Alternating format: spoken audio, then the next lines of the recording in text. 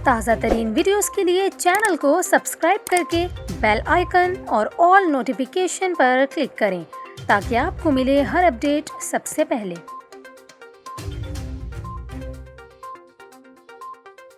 और यहाँ पर आपको अफसोसनाक खबर दें, कराची हाईवे पर डंपर ने सड़क किनारे सोए सैलाब मुतासरीन को कुचल डाला, जिसके नतीजे में 3 बहन भाई जाँ बहक और 6 अफराद ज़ख्मी हो गए। कराची हाईवे पर अफसोसनाक वाक़या पेश आया है, जहाँ डंपर सड़क किनारे सोए सैलाब मुतासरीन पर चढ़ गया, जिसके नतीजे में एक ही घर के 3 बहन भाई जाँ बहक हो गए, जिनकी उम्रें 10, 12 और 18 साल थीं।